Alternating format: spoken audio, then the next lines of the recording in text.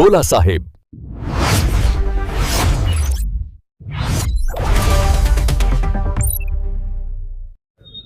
नमस्कार, मी बापूसाहेब लांडगे, जनता फाउंडेशन संस्थापक अध्यक्ष आणि आमचे सहकारी माजी नगरसेवक शांताराम दादा थोरवडे आणि संतोष थोरवडे, प्रभाकर थोरवडे आणि दगडू थोरवडे आणि सतीश कांबळे यांच्या उपस्थितीत आम्ही आज एक दिवसीय उपोषण आंदोलन केले होते.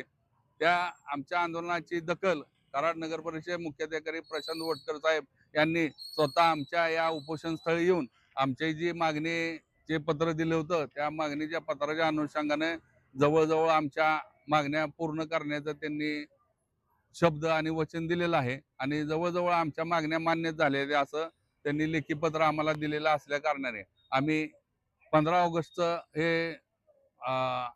एक दिवसीय आमरण उपोषण लाक्षणिक उपोषण प्रशासनाच्या विनंतीनुसार आम्ही स्थगित करत आहोत. आमची मागणी होती कराड शहरातील झोपडपट्टीचं सर्वेक्षण करून सर्व झोपडपट्टी धारकांना प्रधानमंत्री आवास योजनेअंतर्गत सर्वांना घरे पक्की घरे बांधून द्या यासाठी आम्ही निवेदन दिलं होतं. दुसरी गोष्ट 12 डबरी परिसरात एक झोपडपट्टी आहे, त्या झोपडपट्टीचं घर दुरुस्तीला परवानगी देण्यात यावी किंवा इतरत्र कुठं तर पुनर्वसन करण्यात यावे ही एक मागणी. तिसरी मागणी आमची अशी आहे की मुजोरन कॉलनी येथे संविधान भवन आणि उर्दू शाळेचं बांधकाम जे चालू आहे ते जलद गतीने चालू करून नागरिकांना आणि विद्यार्थ्यांच्या ताब्यात द्यावे आणि त्याला कोणत्याही प्रकारचा विरोध होऊ नये.